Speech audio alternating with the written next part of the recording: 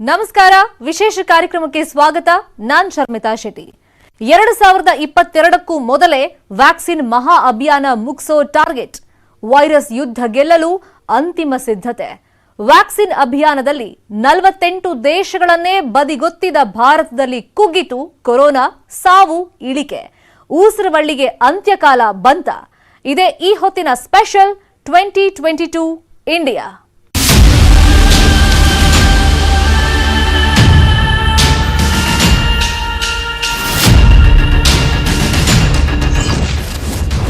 ಎರಡು 2022 vaccine mega ಅಭಿಯಾನ.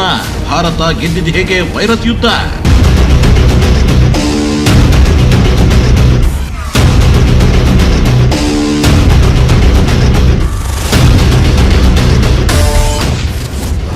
ನಲವತ್ತೆಂಟು ದೇಶಗಳನ್ನೇ ಬದಿಗೊತ್ತಿದ ಭಾರತದಲ್ಲಿ ಕೊರೋನಾ ಕುಗ್ಗಿದ್ದು ಹೇಗೆ?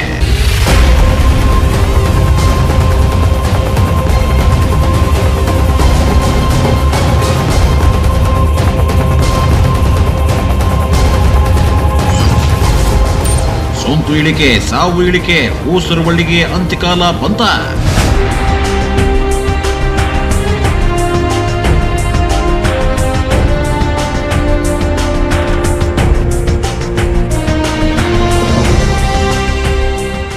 ಚೀನಾದ ವುಹಾನ್ನಿಂದ ಆರಂಭವಾದ ಕೊರೋನಾ ಸೋಂಕಿನ ಅಬ್ಬರ ಇಡೀ ವಿಶ್ವವನ್ನ ಆವರಿಸಿಕೊಂಡು 18 ತಿಂಗಳು ಕಳೆದಿದೆ. ಈ 18 ತಿಂಗಳಲ್ಲಿ ಜಗತ್ತಿನ 17 ಕೋಟಿಗೂ ಹೆಚ್ಚು ಮಂದಿ ಕೊರೋನಾ ಸೋಂಕಿಗೆ ತುತ್ತಾಗಿದ್ದಾರೆ. 18 ತಿಂಗಳಲ್ಲಿ ಜಗತ್ತಿನ 38 ಲಕ್ಷಕ್ಕೂ ಹೆಚ್ಚು ಜನರನ್ನ ಕೊರೋನಾ ಬಲಿ ಪಡೆದಿದೆ.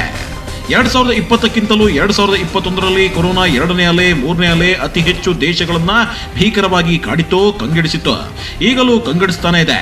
ಆದರೆ ಜಗತ್ತಿನ ಎಲ್ಲಾ ದೇಶಗಳಿಗೆ ಹೋಲಿಸಿದ್ರೆ ಭಾರತ ಕೊರೋನಾ ಗೆಲ್ಲುವಲ್ಲಿ ನಡೆಸಿದ ಹೋರಾಟ, ಅಲ್ಪ ಅವಧಿಯಲ್ಲಿ ಸೋಂಕನ್ನ ಹಿಮ್ಮೆಟ್ಟಿಸುವಲ್ಲಿ ಪಡೆದ ಯಶಸ್ಸು ಮಾತ್ರ ಇಡೀ ವಿಶ್ವವೇ ಮೆಚ್ಚುವಂತದ್ದು. ಯಾಕಂದ್ರೆ ಚೀನಾ ಬಿಟ್ರೆ ಅತಿ ಹೆಚ್ಚು ಜನಸಂಖ್ಯೆ ಇರುವ ದೇಶ ಭಾರತ. ಕಡಿಮೆ ಪ್ರದೇಶದಲ್ಲಿ ಅತಿ ಹೆಚ್ಚು ಅಂದ್ರೆ ಸುಮಾರು 139 ಕೋಟಿ ಜನಸಂಖ್ಯೆ ಇರುವ ಭಾರತದಲ್ಲಿ ಕೊರೋನಾದಂತಹ ಸಾಂಕ್ರಾಮಿಕ ಕಾಯಿಲೆಯನ್ನ ಹಿಮ್ಮೆಟ್ಟಿಸೋದು, ಎದುರಿಸೋದು ಅಂದ್ರೆ ಅದು ಬಾಯಲ್ಲಿ ಹೇಳಿದಷ್ಟು ಸುಲಭವಲ್ಲ. ಕೊರೋನಾ ಎರಡನೇ ಅಲೆ ಭಾರತದಲ್ಲಿ ಭೀಕರವಾಗಿ ಅಬ್ಬರಿಸಿದ್ದು ನಿಜವೇ. ಆದ್ರೂ ಆ ಭೀಕರತೆಯನ್ನ ಕಡಿಮೆ ಅವಧಿಯಲ್ಲಿ ಹಿಮ್ಮೆಟ್ಟಿಸಿದ ಭಾರತದ ಸಾಧನೆ ಮಾತ್ರ ವಿಶ್ವಕ್ಕೆ ಮಾದರಿ.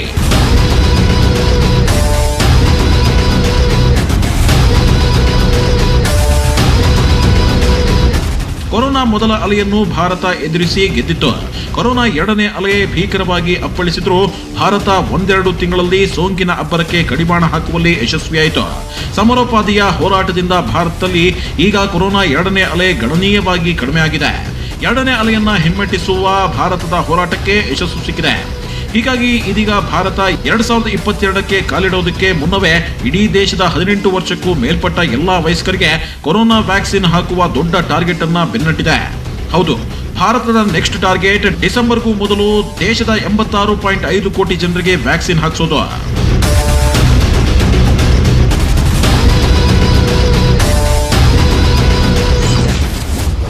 ನೂರ 13 ದೇಶಗಳಲ್ಲಿ ಶುರುವಾಗಿದೆ ವ್ಯಾಕ್ಸಿನ್ ಅಭಿಯಾನ.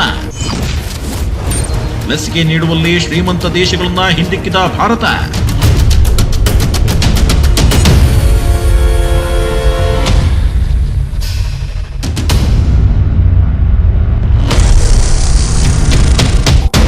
ಜಗತ್ತಿನ 113 ದೇಶಗಳಲ್ಲಿ ವ್ಯಾಕ್ಸಿನ್ ಮಹಾಭಿಯಾನ ಆರಂಭವಾಗಿದೆ. ಈ 113 ದೇಶಗಳಲ್ಲಿ ಅತಿ ಹೆಚ್ಚು ಡೋಸ್ ಲಸಿಕೆಯನ್ನ ನೀಡಿದ ದೇಶ ಚೀನಾ. ಚೀನಾದಲ್ಲಿ ಹತ್ತಿರ ಸುಮಾರು 144 ಕೋಟಿ ಜನಸಂಖ್ಯೆ ಇದೆ. ಈ ಪೈಕಿ ಈಗಾಗಲೇ 92 ಕೋಟಿಗೂ ಹೆಚ್ಚು ಮಂದಿಗೆ ಚೀನಾ ಲಸಿಕೆ ನೀಡಿದೆ. ಹೀಗಾಗಿ ಇಡೀ ಜಗತ್ತಿನಲ್ಲಿ ಅತಿ ಹೆಚ್ಚು ಲಸಿಕೆ ನೀಡಿದ ಮೊದಲ ದೇಶ ಚೀನಾ. ಚೀನಾ ನಂತರ ಅಮೆರಿಕದಲ್ಲಿ ಅತಿ ಹೆಚ್ಚು ಲಸಿಕೆ ನೀಡಲಾಗಿದೆ. ಹೌದು, ಅಮೆರಿಕದಲ್ಲಿ 33 ಕೋಟಿ ಜನಸಂಖ್ಯೆ ಇದ್ರೆ ಅಲ್ಲಿ ಈಗಾಗಲೇ 31 ಕೋಟಿಗೂ ಹೆಚ್ಚು ಡೋಸ್ ಲಸಿಕೆ ನೀಡಲಾಗಿದೆ.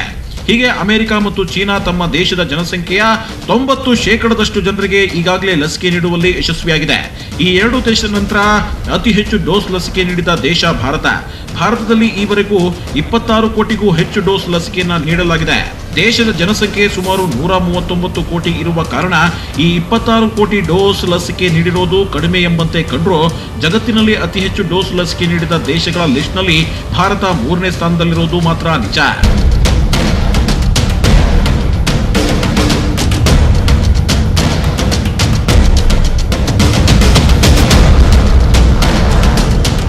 ಜಗತ್ತಿನ 113 ದೇಶಗಳಲ್ಲಿ ಕೊರೋನಾ ವ್ಯಾಕ್ಸಿನ್ ನೀಡಲಾಗ್ತಿದೆ.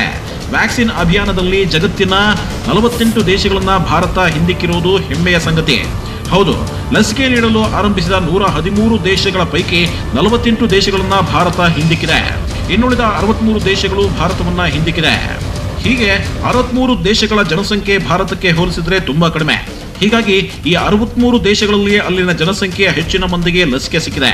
ಭಾರತದಲ್ಲಿ ಜನಸಂಖ್ಯೆ ಹೆಚ್ಚಾಗಿರುವ ಕಾರಣ ಶೇಕಡಾವಾರು ಪ್ರಮಾಣ ಕಡಿಮೆಯಾಗಿದೆ. ಹೀಗಾಗಿ 63 ದೇಶಗಳು ಭಾರತವನ್ನ ಹಿಂದಿಕ್ಕಿದಂತೆ ಕಾಣಿಸುತ್ತೆ. ಆದರೆ ನಾವಾಗಲೇ ಹೇಳಿದಂತೆ ಇಡೀ ಜಗತ್ತಿನಲ್ಲಿ ಚೀನಾ, ಅಮೆರಿಕ ಬಿಟ್ರೆ ಅತಿ ಹೆಚ್ಚು ಡೋಸ್ ಲಸಿಕೆ ಹಂಚಿದ 3ನೇ ದೇಶ ಭಾರತ ಅನ್ನೋದು ಮಾತ್ರ ಮರೆಯುವಂತಿಲ್ಲ.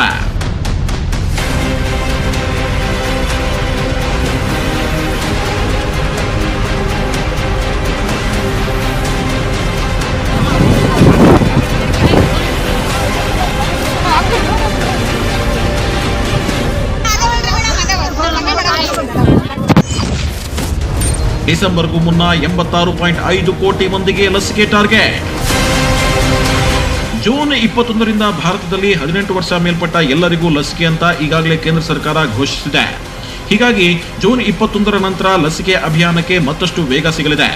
ಭಾರತದಲ್ಲಿ 18 ವರ್ಷ ಮೇಲ್ಪಟ್ಟ ಸುಮಾರು 86.5 ಕೋಟಿ ಜನರಿದ್ದಾರೆ. ಈ 86.5 ಕೋಟಿ ಜನರಿಗೆ ಈ ವರ್ಷಾಂತ್ಯಕ್ಕೂ ಮೊದಲೇ ಲಸಿಕೆ ಹಾಕುವ ಟಾರ್ಗೆಟ್ ಇಟ್ಕೊಂಡಿದೆ ಭಾರತ. ಹೀಗೆ 86.5 ಕೋಟಿ ಜನರಿಗೆ ಲಸಿಕೆ ನೀಡಬೇಕೆಂದ್ರೆ ಡಿಸೆಂಬರ್ಗೂ ಮೊದಲು 113 ಕೋಟಿ ಡೋಸ್ ಲಸಿಕೆಗಳು ಬೇಕು.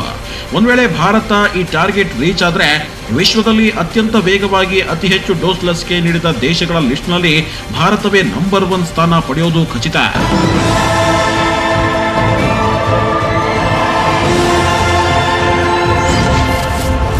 ಎರಡ್ 2022ಕ್ಕೆ ಕೊರೋನಾ ಸೋಂಕನ್ನ ಬಗ್ಗು ಬಡಿಯುತ್ತಾ ಭಾರತ.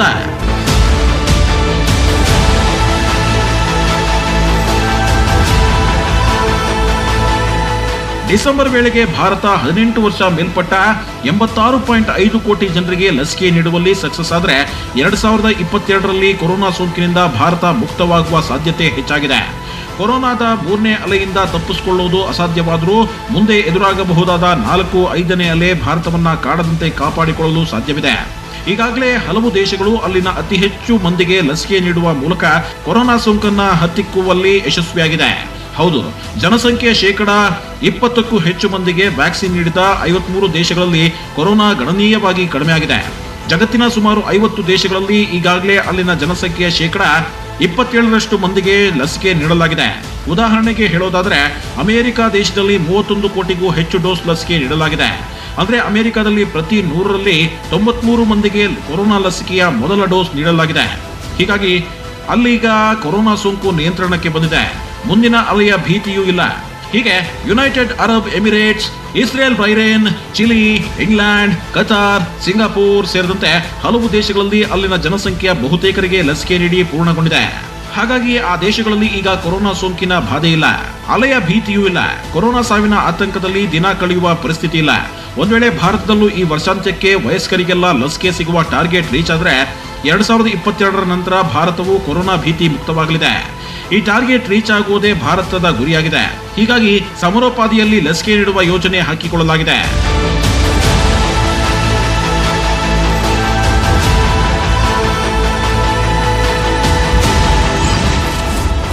ವರ್ಷಾಂತ್ಯಕ್ಕೂ ಮೊದಲೇ ಮಕ್ಕಳಿಗೂ ಸಿಗುತ್ತಾ ಲಸಿಕೆ.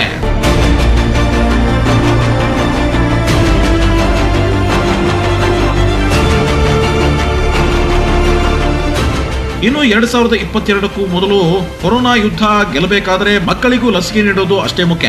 ಭಾರತದಲ್ಲಿ ಈ ನಿಟ್ಟಿನಲ್ಲಿ ಮಕ್ಕಳ ಮೇಲೆ ಲಸಿಕೆ ಪ್ರಯೋಗ ಆರಂಭವಾಗಿದೆ. ಹೌದು, ದೇಶದಲ್ಲಿ ಈಗಾಗಲೇ 7ರಿಂದ 18 ವರ್ಷದೊಳಗಿನ ಮಕ್ಕಳ ಮೇಲೆ ಕೋವ್ಯಾಕ್ಸಿನ್ ಪ್ರಯೋಗ ಆರಂಭವಾಗಿದೆ. ಕರ್ನಾಟಕ ಸೇರಿ ದೇಶದ ಹಲವೆಡೆ ಮಕ್ಕಳ ಮೇಲೆ ಕೋವ್ಯಾಕ್ಸಿನ್ ಲಸಿಕೆ ಪ್ರಯೋಗ ಆರಂಭಿಸಲಾಗಿದೆ. 2ರಿಂದ 3 ಕ್ಲಿನಿಕಲ್ ಟ್ರಯಲ್ ನಂತರ ಮಕ್ಕಳಲ್ಲಿ ಯಾವುದೇ ಅಡ್ಡ ಪರಿಣಾಮ ಕಂಡುಬಾರದೇ ಇದ್ದಾಗ ಕೋವ್ಯಾಕ್ಸಿನ್ ಮಕ್ಕಳಿಗೆ ನೀಡಲು ಅನುಮತಿ ಸಿಗುವ ಸಾಧ್ಯತೆ ಇದೆ.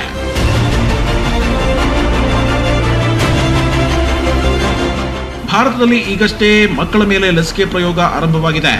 ಆದರೆ ಜಗತ್ತಿನ 18 ದೇಶಗಳಲ್ಲಿ ಈಗಾಗಲೇ ಮಕ್ಕಳಿಗೆ ಕೊರೋನಾ ಲಸಿಕೆ ನೀಡುವ ಕಾರ್ಯಕ್ರಮ ಆರಂಭಿಸಲಾಗಿದೆ. ಹೌದು, 18 ದೇಶಗಳಲ್ಲಿ ಈಗಾಗಲೇ ಮಕ್ಕಳಿಗೆ ಲಸಿಕೆ ನೀಡಲಾಗ್ತಿದೆ. ಇನ್ನು ಕೆಲವೇ ದಿನಗಳಲ್ಲಿ ಚೀನಾದಲ್ಲೂ 3 ವರ್ಷ ಮೇಲ್ಪಟ್ಟ ಮಕ್ಕಳಿಗೆ ಲಸಿಕೆ ನೀಡುವ ಅಭಿಯಾನವೂ ಶುರುವಾಗಲಿದೆ. ಹಾಗಾದ್ರೆ ಯಾವ್ಯಾವ ದೇಶದಲ್ಲಿ ಮಕ್ಕಳಿಗೆ ಯಾವ್ಯಾವ ಲಸಿಕೆ ನೀಡಲಾಗ್ತಿದೆ ಆ ಮಾಹಿತಿಯನ್ನ ನಿಮ್ಮ ಮುಂದೆ ಇಡ್ತಾ ಇದ್ದೀವಿ ನೋಡಿ.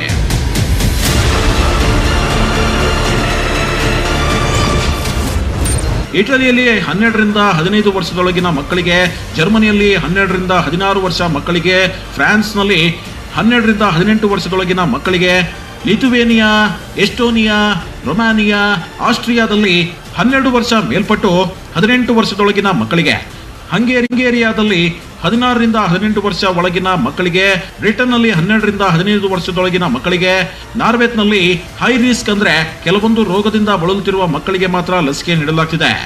ಇನ್ನು ಸ್ವಿಟ್ಜರ್ಲೆಂಡ್ನಲ್ಲಿ 12ರಿಂದ 15 ವರ್ಷದೊಳಗಿನ ಮಕ್ಕಳಿಗೆ, ಇಸ್ರೇಲ್ನಲ್ಲಿ 12ರಿಂದ 18 ವರ್ಷದೊಳಗಿನ ಮಕ್ಕಳಿಗೆ, ದುಬೈನಲ್ಲಿ 12ರಿಂದ 15 ವರ್ಷದೊಳಗೆ, ಸಿಂಗಾಪುರ್, ಜಪಾನ್ನಲ್ಲಿ 12 ವರ್ಷ ಮೇಲ್ಪಟ್ಟ ಮಕ್ಕಳು, ಫಿಲಿಪೈನ್ಸ್ನಲ್ಲಿ 12ರಿಂದ 15 ವರ್ಷ ಒಳಗೆ, ಚಿಲಿಯಲ್ಲಿ 12ರಿಂದ 16 ವರ್ಷದ ಒಳಗೆ, ಅಮೆರಿಕ, ಕೆನಡಾದಲ್ಲಿ 12ರಿಂದ 15 ವರ್ಷದೊಳಗಿನ ಮಕ್ಕಳಿಗೆ ಕೊರೋನಾ ಲಸಿಕೆ ನೀಡಲಾಗ್ತಿದೆ. ಹೀಗೆ ಮಕ್ಕಳಿಗೆ ಲಸಿಕೆ ನೀಡಲಾಗ್ತಿರುವ ಎಲ್ಲಾ ದೇಶಗಳಲ್ಲೂ ಫೈಜರ್ ಲಸಿಕೆಯನ್ನೇ ಮಕ್ಕಳಿಗೆ ಕೊಡಲಾಗ್ತಿದೆ. ಫೈಜರ್ ಲಸಿಕೆ 16 ವರ್ಷ ಮೇಲ್ಪಟ್ಟವರಿಗೆ ಸುರಕ್ಷಿತ ಅನ್ನೋದು ಈ ಮೊದಲೇ ದೃಢವಾಗಿತ್ತು. ಈಗ 12ರಿಂದ 16 ವರ್ಷದೊಳಗಿನ ಮಕ್ಕಳಿಗೆ ಹಲವು ದೇಶಗಳಲ್ಲಿ ಫೈಜರ್ ಲಸಿಕೆಯನ್ನು ನೀಡಲಾಗ್ತಿದೆ. ಅಂದುಕೊಂಡಂತೆ ಆದರೆ ಭಾರತದಲ್ಲೂ ಈ ಮಂತ್ ಎಂಡ್ಗೆ 8 ಕೋಟಿ ಫೈಜರ್ ಲಸಿಕೆ ಸಿಗುವ ಸಾಧ್ಯತೆ ಇದೆ.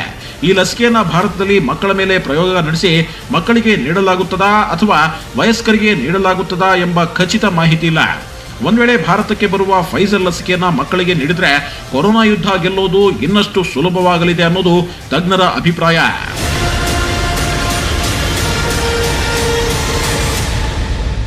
ಈ ವರ್ಷದ ಅಂತ್ಯಕ್ಕೆ ದೇಶದಲ್ಲಿ ವಯಸ್ಕರ ವ್ಯಾಕ್ಸಿನೇಷನ್ ಪೂರ್ಣಗೊಳಿಸೋ ಟಾರ್ಗೆಟ್ ಹಾಕೊಂಡಿದೆ ಸರ್ಕಾರ. ಈ ಟಾರ್ಗೆಟ್ ರೀಚ್ ಆದ್ರೆ ಮುಂದಿನ ವರ್ಷದಿಂದ ಕೊರೋನಾ ಬಾಧೆ ತಪ್ಪಬಹುದು. ಆದ್ರೆ 3ನೇ ಅಲೆಯಿಂದ ಮಾತ್ರ ಬಚಾವಾಗುವುದು ಕಷ್ಟ. ಅದರಲ್ಲೂ ಡೆಡ್ಲಿ ಡೆಲ್ಟಾ 3ನೇ ಅಲೆಯಲ್ಲಿ ಅತಿ ಹೆಚ್ಚು ಕಂಗೆಡಿಸೋ ಸಾಧ್ಯತೆ ಇದೆಯಂತೆ. ಈ ಕುರಿತಂತೆ ಹೆಚ್ಚಿನ ಮಾಹಿತಿ ಕೊಡ್ತೀವಿ ಬ್ರೇಕ್ ಆದ್ಮೇಲೆ. ಪ್ರತಿಯೊಬ್ಬರೂ ಮಾಸ್ಕ್ನ ಹಾಕಿ ಈ ಕರೋನಾ ಓಡಿಸಿ ಮತ್ತೆ ಲಾಕ್ಡೌನ್ಗೆ ಒಳಗಾಗೋದು ಬೇಡ. ನಾನು ಯಾಕೆ ಮಾಸ್ಕ್ ಹಾಕೊಂಡು ಮಾತಾಡ್ತೀರಾ ಅಂದ್ರೆ, ನಾನು ಹೇಳೋದು ನಿಮ್ಗೆಲ್ರಿಗೂ ಕೇಳಬೇಕು. ನೀವೆಲ್ಲರೂ ಅದನ್ನ ಫಾಲೋ ಮಾಡ್ತೀರಾ ಅಂತ ನಂಬಿದ್ದೀನಿ. ದಯವಿಟ್ಟು ಮರಿಬೇಡಿ, ಮಾಸ್ಕ್ ಹಾಕಿ, ಸ್ಯಾನಿಟೈಸ್ ಮಾಡ್ಕೊಳ್ಳಿ, ಸೋಷಿಯಲ್ ಡಿಸ್ಟೆನ್ಸಿಂಗ್ ಇಟ್ಕೊಳ್ಳಿ. ನಮಸ್ಕಾರ, ಥ್ಯಾಂಕ್ ಯು. ನಮಸ್ಕಾರ, ನಾನು ರಾಧಿಕಾ ನಾರಾಯಣ್. ನಿಮ್ಮೆಲ್ಲರಿಗೂ ಗೊತ್ತಿರೋ ಹಾಗೆ ಇತ್ತೀಚಿನ ದಿನಗಳಲ್ಲಿ ಕೊರೋನಾ ವೈರಸ್ ಕೇಸಸ್ ದಿನದಿಂದ ದಿನಕ್ಕೆ ಜಾಸ್ತಿ ಆಗ್ತಾನೆ ಹೋಗ್ತಾ ಇದೆ. ಹಾಗಾಗಿ ನಾವು ಕಡ್ಡಾಯವಾಗಿ ಕೆಲವೊಂದು ಸೇಫ್ಟಿ ಪ್ರೋಟೋಕಾಲ್ಸ್ನ ಫಾಲೋ ಮಾಡಲೇಬೇಕಾಗಿದೆ. ನೀವು ಮನೆಯಿಂದ ಆಚೆ ಹೋದಾಗ ದಯವಿಟ್ಟು ನಿಮ್ಮ ಸೇಫ್ಟಿ ಮಾಸ್ಕ್ನ ಹಾಕೊಳ್ಳೋದು ಮರಿಬೇಡಿ. ಸೋಷಿಯಲ್ ಡಿಸ್ಟೆನ್ಸಿಂಗ್ ಫಾಲೋ ಮಾಡಿ, ನಿಮ್ಮ ಕೈಗಳನ್ನ ಆಗಾಗ ತೊಳ್ಕೊತಾ ಇರಿ, ಹ್ಯಾಂಡ್ ಸ್ಯಾನಿಟೈಸರ್ ಯೂಸ್ ಮಾಡಿ. ಅದಲ್ಲದೆ ನಮ್ಮ ಕರ್ನಾಟಕ ಸರ್ಕಾರ ಕೆಲವೊಂದು ಸೇಫ್ಟಿ ಪ್ರೋಟೋಕಾಲ್ಸ್ನ ನಮ್ಮ ಸುರಕ್ಷತೆಗೋಸ್ಕರ ಅಂತ ಅನೌನ್ಸ್ ಮಾಡಿದೆ. ಅದನ್ನ ಚಾಚು ತಪ್ಪದೆ ದಯವಿಟ್ಟು ಫಾಲೋ ಮಾಡಿ. ರಾತ್ರಿ 10 ಗಂಟೆಯ ಒಳಗಡೆ ನಿಮ್ಮ ಮನೆಯನ್ನ ಸೇರಿ, ಮತ್ತೆ ನೀವು 45 ವರ್ಷಕ್ಕಿಂತ ಹೆಚ್ಚಾಗಿದ್ರೆ ದಯವಿಟ್ಟು ಕೋವಿಡ್ ಲಸಿಕೆನ ಹಾಕೊಳ್ಳಿ. ನೀವು ಸೇಫ್ ಆಗಿರಿ, ನಿಮ್ಮ ಸುತ್ತಮುತ್ತ ಇರೋರ್ನು ಸೇಫ್ ಆಗಿಡಿ. Be safe, stay. ನಮಸ್ಕಾರ, ನಾನು ನಿಮ್ಮ ಹರ್ಷಿಕಾ ಪುಣಚ್ಚ. ಕೊರೋನಾ ಅನ್ನೋ ಮಹಾಮಾರಿನ ಹೋಗ್ಲಾಡ್ಸೋದಕ್ಕೆ ನಮ್ಮ ಕರ್ನಾಟಕ ಸರ್ಕಾರ ಸಾಕಷ್ಟು ನಿಯಮಗಳನ್ನ ಅಳವಡಿಸಿದೆ. ಇದನ್ನ ನಾವೆಲ್ಲರೂ ಫಾಲೋ ಮಾಡಬೇಕು. ಮೊದಲನೇದಾಗಿ ನಿಮ್ಗೆಲ್ಲರೂ ಗೊತ್ತಿರೋ ಹಾಗೆ ಮಾಸ್ಕ್ ಕಡ್ಡಾಯವಾಗಿ ಧರಿಸಬೇಕು. ಎಲ್ಲ ಸಾರ್ವಜನಿಕರು 3 ಅಡಿ ಡಿಸ್ಟೆನ್ಸ್ ಅಂದ್ರೆ ಸೋಷಿಯಲ್ ಡಿಸ್ಟೆನ್ಸಿಂಗ್ ಕಾಯ್ದಿಡಬೇಕು. ಹಾಗೆ ಕೈ ವಾಶ್ ಮಾಡ್ತಾ ಇರಬೇಕು, ಹ್ಯಾಂಡ್ ಸ್ಯಾನಿಟೈಸರ್ ಯೂಸ್ ಮಾಡ್ತಾ ಇರಬೇಕು. ಇದರ ಜೊತೆಗೆ 45 ವರ್ಷಗಳಿಗಿಂತ ಹೆಚ್ಚಾದವರು ವ್ಯಾಕ್ಸಿನೇಷನ್ ಮಾಡಿಸ್ಕೋಬೇಕು. ಹಾಗೆ ಈಗ ನೈಟ್ ಕರ್ಫ್ಯೂ ಶುರು ಆಗಿದೆ. ಸೊ ದಯವಿಟ್ಟು ರಾತ್ರಿ ಆಗ್ತಾ ಇದ್ದಂಗೆ ಎಲ್ಲರೂ ದಯವಿಟ್ಟು ಮನೆ ಸೇರ್ಕೋಬೇಡಿ ಅಂಡ್ ಗುಂಪಲ್ಲಿ ಕಾಣಿಸ್ಕೋಬೇಡಿ. Be safe, take care and let's fight corona. ಓಡಿಸ್ಬಿಡೋಣ ಕೊರೋನಾನ. Thank you so much. ನಮಸ್ಕಾರ, ನಾನು ನಿಮ್ಮ ಸುಧಾರಾಣಿ. ಕೋವಿಡ್-19 2ನೇ ಅಲೆಯ ಸೋಂಕಿತರ ಸಂಖ್ಯೆ ಕ್ಷಣ ಕ್ಷಣಕ್ಕೂ ಹೆಚ್ಚಾಗ್ತಾ ಇದೆ. ಆಸ್ ಅ ರೆಸ್ಪಾನ್ಸಿಬಲ್ ಸಿಟಿಸನ್ಸ್ ನಾವೆಲ್ಲ ಗೈಡ್ಲೈನ್ಸ್, ರೂಲ್ಸ್ ಅಂಡ್ ರೆಗ್ಯುಲೇಷನ್ಸ್ನ ಫಾಲೋ ಮಾಡಬೇಕು. ಅದು ನಮ್ಮ ಜವಾಬ್ದಾರಿ ಹಾಗೂ ಕರ್ತವ್ಯ ಕೂಡ. ನಿಮ್ಮಲ್ಲಿ ಒಂದು ರಿಕ್ವೆಸ್ಟ್, ದಯವಿಟ್ಟು ಹೊರಗೆ ಹೋಗುವಾಗ ಎಲ್ಲರೂ ಮಾಸ್ಕ್ ಧರಿಸಿ, ಗುಂಪು ಸೇರಬೇಡಿ, ಸೋಷಿಯಲ್ ಡಿಸ್ಟೆನ್ಸಿಂಗ್ ಮೇಂಟೈನ್ ಮಾಡಿ, ಜೊತೆಗೆ ಹ್ಯಾಂಡ್ ಸ್ಯಾನಿಟೈಸ್ ಮಾಡ್ಕೊಳ್ಳಿ. ಸರ್ಕಾರದವರು 45 ವರ್ಷ ಮೇಲ್ಪಟ್ಟವರು ಎಲ್ರಿಗೂ ವ್ಯಾಕ್ಸಿನೇಷನ್ ಕೊಡ್ತಾ ಇದ್ದಾರೆ. ಎಲ್ಲರೂ ತಪ್ಪದೆ ಈ ವ್ಯಾಕ್ಸಿನೇಷನ್ನ ಹಾಕಿಸ್ಕೊಳ್ಳಿ. ಇದ್ರ ಬಗ್ಗೆ ಹಲವಾರು ಜನಕ್ಕೆ ತಪ್ಪು ಮಾಹಿತಿಗಳಿದೆ. ಅದು ಯಾವುದಕ್ಕೂ ಕಿವಿಗೊಡದೆ ಈ ವ್ಯಾಕ್ಸಿನೇಷನ್ ತಗೊಳ್ಳಿ, ಯಾಕೆಂದ್ರೆ ಇದರಿಂದ ಕಾಯಿಲೆಯ ತೀವ್ರತೆ ಕಡಿಮೆ ಆಗುತ್ತೆ, ಜೊತೆಗೆ ಡೆತ್ ರೇಟ್ ಕೂಡ ಕಡಿಮೆ ಆಗುತ್ತೆ. ಸೊ ನಾವೆಲ್ಲರೂ ಸರ್ಕಾರದ ಜೊತೆ ಕೈ ಜೋಡಿಸಿ ಈ ಮಹಾಮಾರಿಯನ್ನು ಓಡಿಸೋಣ. Thank you. ಎಲ್ರಿಗೂ ನಮಸ್ಕಾರ. ನಿಮ್ಮೆಲ್ರಿಗೂ ಗೊತ್ತೇ ಇದೆ ಕರೋನಾ 2ನೇ ಅಲೆ ಸ್ಟಾರ್ಟ್ ಆಗ್ತಾ ಇರೋದು. ದಯವಿಟ್ಟು ಕೈ ಮುಗಿದು ಕೇಳ್ಕೊತಾ ಇದ್ದೀನಿ, ಪ್ರತಿಯೊಬ್ಬರೂ ಮಾಸ್ಕ್ನ ಹಾಕಿ ಈ ಕರೋನಾ ಓಡಿಸಿ ಮತ್ತೆ ಲಾಕ್ಡೌನ್ಗೆ ಒಳಗಾಗೋದು ಬೇಡ. ನಾನು ಯಾಕೆ ಮಾಸ್ಕ್ ಹಾಕೊಂಡು ಮಾತಾಡ್ತೀರಾ ಅಂದ್ರೆ, ನಾನು ಹೇಳೋದು ನಿಮ್ಗೆಲ್ರಿಗೂ ಕೇಳಬೇಕು. ನೀವೆಲ್ಲರೂ ಅದನ್ನ ಫಾಲೋ ಮಾಡ್ತೀರಾ ಅಂತ ನಂಬಿದ್ದೀನಿ. ದಯವಿಟ್ಟು ಮರಿಬೇಡಿ, ಮಾಸ್ಕ್ ಹಾಕಿ, ಸ್ಯಾನಿಟೈಸ್ ಮಾಡ್ಕೊಳ್ಳಿ, ಸೋಷಿಯಲ್ ಡಿಸ್ಟೆನ್ಸಿಂಗ್ ಇಟ್ಕೊಳ್ಳಿ. ನಮಸ್ಕಾರ. Thank you. ನಮಸ್ಕಾರ, ನಾನು ರಾಧಿಕಾ ನಾರಾಯಣ್. ನಿಮ್ಮೆಲ್ಲರಿಗೂ ಗೊತ್ತಿರೋ ಹಾಗೆ ಇತ್ತೀಚಿನ ದಿನಗಳಲ್ಲಿ ಕೊರೋನಾ ವೈರಸ್ ಕೇಸಸ್ ದಿನದಿಂದ ದಿನಕ್ಕೆ ಜಾಸ್ತಿ ಆಗ್ತಾನೆ ಹೋಗ್ತಾ ಇದೆ. ಹಾಗಾಗಿ ನಾವು ಕಡ್ಡಾಯವಾಗಿ ಕೆಲವೊಂದು ಸೇಫ್ಟಿ ಪ್ರೋಟೋಕಾಲ್ಸ್ನ ಫಾಲೋ ಮಾಡಲೇಬೇಕಾಗಿದೆ. ನೀವು ಮನೆಯಿಂದ ಆಚೆ ಹೋದಾಗ ದಯವಿಟ್ಟು ನಿಮ್ಮ ಸೇಫ್ಟಿ ಮಾಸ್ಕ್ನ ಹಾಕೊಳ್ಳೋದು ಮರಿಬೇಡಿ. ಸೋಷಿಯಲ್ ಡಿಸ್ಟೆನ್ಸಿಂಗ್ ಫಾಲೋ ಮಾಡಿ, ನಿಮ್ಮ ಕೈಗಳನ್ನು ಆಗಾಗ ತೊಳ್ಕೊತಾ ಇರಿ, ಹ್ಯಾಂಡ್ ಸ್ಯಾನಿಟೈಸರ್ ಯೂಸ್ ಮಾಡಿ. ಅದಲ್ಲದೆ ನಮ್ಮ ಕರ್ನಾಟಕ ಸರ್ಕಾರ ಕೆಲವೊಂದು ಸೇಫ್ಟಿ ಪ್ರೋಟೋಕಾಲ್ಸ್ನ ನಮ್ಮ ಸುರಕ್ಷತೆಗೋಸ್ಕರ ಅಂತ ಅನೌನ್ಸ್ ಮಾಡಿದೆ. ಅದನ್ನ ಚಾಚು ತಪ್ಪದೆ ದಯವಿಟ್ಟು ಫಾಲೋ ಮಾಡಿ. ರಾತ್ರಿ 10 ಗಂಟೆಯ ಒಳಗಡೆ ನಿಮ್ಮ ಮನೆಯನ್ನ ಸೇರಿ, ಮತ್ತೆ ನೀವು 45 ವರ್ಷಕ್ಕಿಂತ ಹೆಚ್ಚಾಗಿದ್ರೆ ದಯವಿಟ್ಟು ಕೋವಿಡ್ ಲಸಿಕೆನ ಹಾಕೊಳ್ಳಿ. ನೀವು ಸೇಫ್ ಆಗಿರಿ, ನಿಮ್ಮ ಸುತ್ತಮುತ್ತ ಇರೋರ್ನು ಸೇಫ್ ಆಗಿಡಿ. Be safe, stay healthy. ನಮಸ್ಕಾರ, ನಾನು ನಿಮ್ಮ ಹರ್ಷಿಕಾ ಪುಣಚ್ಚ. ಕೊರೋನಾ ಅನ್ನೋ ಮಹಾಮಾರಿನ ಹೋಗ್ಲಾಡ್ಸೋದಕ್ಕೆ ನಮ್ಮ ಕರ್ನಾಟಕ ಸರ್ಕಾರ ಸಾಕಷ್ಟು ನಿಯಮಗಳನ್ನ ಅಳವಡಿಸಿದೆ. ಇದನ್ನ ನಾವೆಲ್ಲರೂ ಫಾಲೋ ಮಾಡಬೇಕು. ಮೊದಲನೇದಾಗಿ ನಿಮ್ಗೆಲ್ಲರೂ ಗೊತ್ತಿರೋ ಹಾಗೆ ಮಾಸ್ಕ್ ಕಡ್ಡಾಯವಾಗಿ ಧರಿಸಬೇಕು. ಎಲ್ಲ ಸಾರ್ವಜನಿಕರು 3 ಅಡಿ ಡಿಸ್ಟೆನ್ಸ್ ಅಂದ್ರೆ ಸೋಷಿಯಲ್ ಡಿಸ್ಟೆನ್ಸಿಂಗ್ ಕಾಯ್ದಿಡಬೇಕು. ಹಾಗೆ ಕೈ ವಾಶ್ ಮಾಡ್ತಾ ಇರಬೇಕು, ಹ್ಯಾಂಡ್ ಸ್ಯಾನಿಟೈಸರ್ ಯೂಸ್ ಮಾಡ್ತಾ ಇರಬೇಕು. ಇದರ ಜೊತೆಗೆ 45 ವರ್ಷಗಳಿಗಿಂತ ಹೆಚ್ಚಾದವರು ವ್ಯಾಕ್ಸಿನೇಷನ್ ಮಾಡಿಸ್ಕೋಬೇಕು. ಹಾಗೆ ಈಗ ನೈಟ್ ಕರ್ಫ್ಯೂ ಶುರು ಆಗಿದೆ. ಸೊ ದಯವಿಟ್ಟು ರಾತ್ರಿ ಆಗ್ತಾ ಇದ್ದಂಗೆ ಎಲ್ಲರೂ ದಯವಿಟ್ಟು ಮನೆ ಸೇರ್ಕೋಬೇಡಿ ಅಂಡ್ ಗುಂಪಲ್ಲಿ ಕಾಣಿಸ್ಕೋಬೇಡಿ. Be safe, take care and let's fight corona. ಓಡಿಸ್ಬಿಡೋಣ ಕೊರೋನಾನ. Thank you so much. ನಮಸ್ಕಾರ, ನಾನು ನಿಮ್ಮ ಸುಧಾರಾಣಿ. ಕೋವಿಡ್-19 2ನೇ ಅಲೆಯ ಸೋಂಕಿತರ ಸಂಖ್ಯೆ ಕ್ಷಣಕ್ಕೂ ಹೆಚ್ಚಾಗ್ತಾ ಇದೆ. ಆಸ್ ಅ ರೆಸ್ಪಾನ್ಸಿಬಲ್ ಸಿಟಿಸನ್ಸ್ ನಾವು ಎಲ್ಲ ಗೈಡ್ಲೈನ್ಸ್, ರೂಲ್ಸ್ ಅಂಡ್ ರೆಗ್ಯುಲೇಷನ್ಸ್ನ ಫಾಲೋ ಮಾಡಬೇಕು. ಅದು ನಮ್ಮ ಜವಾಬ್ದಾರಿ ಹಾಗೂ ಕರ್ತವ್ಯ ಕೂಡ. ನಿಮ್ಮಲ್ಲಿ ಒಂದು ರಿಕ್ವೆಸ್ಟ್, ದಯವಿಟ್ಟು ಹೊರಗೆ ಹೋಗುವಾಗ ಎಲ್ಲರೂ ಮಾಸ್ಕ್ ಧರಿಸಿ, ಗುಂಪು ಸೇರಬೇಡಿ, ಸೋಷಿಯಲ್ ಡಿಸ್ಟೆನ್ಸಿಂಗ್ ಮೇಂಟೈನ್ ಮಾಡಿ.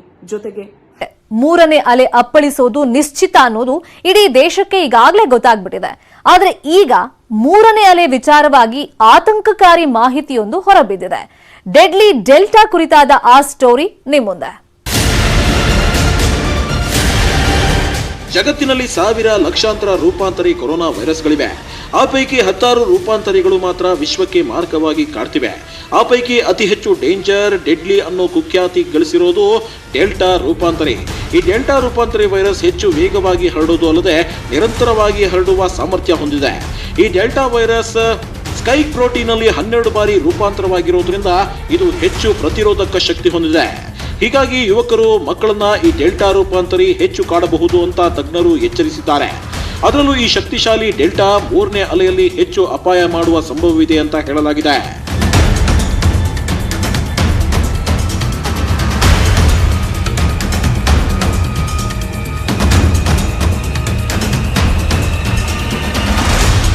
ಡೆಲ್ಟಾ ರೂಪಾಂತರಿ ಭಾರತಕ್ಕೆ ಹೊಸದೇನಲ್ಲ. ಈಗಾಗಲೇ ಭಾರತದ ಹಲವೆಡೆ ಈ ರೂಪಾಂತರಿ ವೈರಸ್ ಪತ್ತೆಯಾಗಿದೆ. ಭಾರತದಲ್ಲಿ ಕೊರೋನಾ 2ನೇ ಅಲೆಯಲ್ಲಿ ಅತಿ ಹೆಚ್ಚು ಯುವಕರು ಸೋಂಕಿಗೆ ತುತ್ತಾಗಲು, ಯುವಕರ ಸಾವಿನ ಪ್ರಮಾಣ ಹೆಚ್ಚಾಗಲು ಡೆಲ್ಟಾ ರೂಪಾಂತರಿಯೇ ಕಾರಣ ಎಂಬ ಶಂಕೆಯೂ ಇದೆ. ಇನ್ನು 2ನೇ ಅಲೆಯಲ್ಲಿ ಯುವಜನತೆಯ ಶ್ವಾಸಕೋಶಕ್ಕೆ ಡೆಲ್ಟಾ ಹಾನಿ ಮಾಡಿರುವ ಬಗ್ಗೆಯೂ ವರದಿಯಾಗಿದೆ. ಈ ಕುರಿತು ಇನ್ನೂ ಅಧ್ಯಯನ ನಡೆಯುತ್ತಿದೆ. ಡೆಲ್ಟಾ ವೈರಸ್ ಹರಡುವಿಕೆ ನಿಯಂತ್ರಣ, ಈ ರೂಪಾಂತರಿ ವೈರಸ್ಗೆ ಪರಿಣಾಮಕಾರಿ ಚಿಕಿತ್ಸಾ ವಿಧಾನದ ಕುರಿತು ಸಂಶೋಧನೆಗಳನ್ನು ನಡೆಸಲಾಗುತ್ತಿದೆ. ಇನ್ನು ಕೊರೋನಾ 2ನೇ ಅಲೆ ನಂತರ ಕೊರೋನಾ ಸೋಂಕಿನಿಂದ ಗುಣಮುಖರಾದವರನ್ನ ಭೀಕರವಾಗಿ ಕಾಡ್ತಿರುವ ಬ್ಲಾಕ್ ಫಂಗಸ್ಗೂ ಇದೇ ಡೆಲ್ಟಾ ರೂಪಾಂತರಿ ವೈರಸ್ ಕಾರಣವಾಗಿರಬಹುದು ಎಂಬ ಅನುಮಾನವಿದೆ. ಹೀಗಾಗಿ 3ನೇ ಅಲೆಗೂ ಮೊದಲೇ ಡೆಲ್ಟಾ ರೂಪಾಂತರಿ ವೈರಸ್ನಿಂದ ಬಚಾವ್ ಮಾಡೋಕೆ ಹೆಚ್ಚಿನ ಎಚ್ಚರಿಕೆ ವಹಿಸುವುದು ಅಗತ್ಯ ಅಂತ ತಜ್ಞರು ಎಚ್ಚರಿಸಿದ್ದಾರೆ.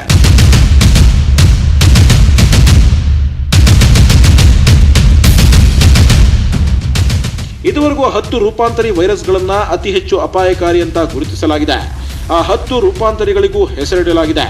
ಇಂಗ್ಲೆಂಡ್ನಲ್ಲಿ ಪತ್ತೆಯಾದ ಆಲ್ಫಾ, ಬ್ರೆಜಿಲ್ನ ಗಾಮಾ ಜೀಟಾ, ಅಮೆರಿಕಾದ ಎಪ್ಸಿಲೋನ್, ಈಟಾ, ಬೀಟಾ, ತೀಟಾ, ಇವೋಟಾ ಸೇರಿದಂತೆ ಭಾರತದ ಕಪ್ಪ, ಡೆಲ್ಟಾ ಜಗತ್ತಿನ ಅಪಾಯಕಾರಿ ರೂಪಾಂತರಿ ವೈರಸ್ಗಳು. ಈ 10 ರೂಪಾಂತರಿ ಪೈಕಿ ಅತಿ ಡೇಂಜರ್ ಡೆಲ್ಟಾ ರೂಪಾಂತರಿ. ಇದೀಗ ಡೆಲ್ಟಾ ಮಾದರಿಯಲ್ಲಿ ಮತ್ತೊಂದು ರೂಪಾಂತರಿ ಕಾಣಿಸಿಕೊಂಡಿದ್ದು ಅದಕ್ಕೆ T478K ಅಂತ ಹೆಸರಿಡಲಾಗಿದೆ. ಈ ರೂಪಾಂತರಿ ಡೆಲ್ಟಾ ವೈರಸ್ಗಳು ಇತರೆ ಸಾಮಾನ್ಯ ಕೊರೋನಾ ವೈರಸ್ಗಳಿಗಿಂತ 60% ವೇಗವಾಗಿ ಹರಡುತ್ತವೆ, ಹೆಚ್ಚು ಪ್ರತಿರೋಧಕ ಶಕ್ತಿಯನ್ನ ಹೊಂದಿವೆ. ಅಷ್ಟೇ ಅಲ್ಲ, ಲಸಿಕೆ ಪಡೆದವರಿಗೂ ಈ ರೂಪಾಂತರಿ ತಗುಲುವ ಸಾಧ್ಯತೆ ಇದೆ. ಆದರೆ ಲಸಿಕೆ ಪಡೆದವರಿಗೆ ಡೆಲ್ಟಾ ರೂಪಾಂತರಿ ವೈರಸ್ ಅಟ್ಯಾಕ್ ಮಾಡಿದ್ರೂ ಶ್ವಾಸಕೋಶಕ್ಕೆ ಯಾವುದೇ ಹಾನಿಯಾಗಲ್ಲ. ಯಾಕಂದ್ರೆ ಅಪಾಯಕಾರಿ ಡೆಲ್ಟಾ ವೈರಸ್ ವಿರುದ್ಧ ಭಾರತದಲ್ಲಿ ನೀಡುತ್ತಿರುವ ಕೋವ್ಯಾಕ್ಸಿನ್ ಮತ್ತು ಕೋವಿಶೀಲ್ಡ್ ಲಸಿಕೆ ಹೆಚ್ಚು ಪರಿಣಾಮಕಾರಿಯಾಗಿದೆ. ಈ ವರ್ಷದ ಅಕ್ಟೋಬರ್, ನವೆಂಬರ್ ವೇಳೆಗೆ 3ನೇ ಅಲೆ ಕೊರೋನಾ ಭಾರತಕ್ಕೆ ಅಪ್ಪಳಿಸುವ ಸಾಧ್ಯತೆ ಇದೆ. ಆದರೆ ಈಗ ಅನ್ಲಾಕ್ ಆಗ್ತಿದ್ದಂತೆ ಕರ್ನಾಟಕದಲ್ಲಿ ಜನರ ಓಡಾಟ ಹೆಚ್ಚಾಗಿದೆ. ಹೀಗಾಗಿ ಅಕ್ಟೋಬರ್ಗೂ ಮೊದಲೇ ಕರ್ನಾಟಕದಲ್ಲಿ 3ನೇ ಅಲೆ ಅಪ್ಪಳಿಸಬಹುದು ಅಂತ ತಜ್ಞರು ಎಚ್ಚರಿಕೆ ಕೊಟ್ಟಿದ್ದಾರೆ. ಸಾಮಾನ್ಯವಾಗಿ ಕೊರೋನಾ ಸೋಂಕು ಒಂದು ಅಲೆ ಅಂತ್ಯವಾಗಿ ಸುಮಾರು 90 ರಿಂದ 100 ದಿನಗಳ ಅಂತರದಲ್ಲಿ ಮತ್ತೊಂದು ಅಲೆ ಆರಂಭವಾಗುತ್ತೆ. ಆದರೆ ಈಗ ಕೊರೋನಾ ನಿಯಮಗಳನ್ನ ಜನ ಉಲ್ಲಂಘನೆ ಮಾಡ್ತಿರೋದ್ರಿಂದ 50 ರಿಂದ 60 ದಿನಗಳ ಅಂತರದಲ್ಲೇ ಮತ್ತೊಂದು ಅಲೆ ಅಪ್ಪಳಿಸುವ ಸಾಧ್ಯತೆ ಇದೆ ಅಂತ ತಜ್ಞರು ಹೇಳಿದ್ದಾರೆ. ಇನ್ನು ಡೆಲ್ಟಾ ರೂಪಾಂತರಿ ವೈರಸ್ 3ನೇ ಅಲೆಯಲ್ಲಿ ಹೆಚ್ಚು ಹರಡುವ ಕಾರಣದಿಂದ ಈ ಬಾರಿ 50 ರಿಂದ 60 ದಿನದ ಅಂತರದಲ್ಲೇ 3ನೇ ಅಲೆ ಆರಂಭವಾಗುವ ಆತಂಕವೂ ಇದೆ. ಡೆಲ್ಟಾ ರೂಪಾಂತರಿ ವೈರಸ್ 3ನೇ ಅಲೆಯಲ್ಲಿ ಡೆಡ್ಲಿಯಾಗಿ ಕಾಡುವ ಸಾಧ್ಯತೆ ಇದೆ. ಆದರೆ ಲಸಿಕೆ ಹಾಕಿಸಿಕೊಂಡವರು ಆತಂಕ ಪಡುವ ಅಗತ್ಯವಿಲ್ಲ. ಲಸಿಕೆ ಹಾಕಿಸಿಕೊಳ್ಳದೆ ಇರೋರು ಆದಷ್ಟು ಬೇಗ ಲಸಿಕೆ ಹಾಕಿಸಿಕೊಂಡ್ರೆ ಅಪಾಯಕಾರಿ ಡೆಲ್ಟಾ ದಾಳಿಯಿಂದ ಬಚಾವಾಗಬಹುದು. ಜೂನ್ 21ರ ನಂತರ 18 ವರ್ಷ ಮೇಲ್ಪಟ್ಟ ಎಲ್ಲರಿಗೂ ಲಸಿಕೆ ಸಿಗುವ ಕಾರಣ ಆತಂಕವಿಲ್ಲ. ಇನ್ನು ವರ್ಷಾಂತ್ಯದ ಸಮಯಕ್ಕೆ ಎಲ್ಲಾ ವಯಸ್ಕರಿಗೂ ಲಸಿಕೆ ಸಿಗುವ ಭರವಸೆಯನ್ನ ಸರ್ಕಾರ ನೀಡಿರೋದ್ರಿಂದ 2022ರ ವೇಳೆಗೆ ಭಾರತ ಆಲ್ಮೋಸ್ಟ್ ಕೊರೋನಾ ಯುದ್ಧವನ್ನ ಗೆಲ್ಲಲಿದೆ.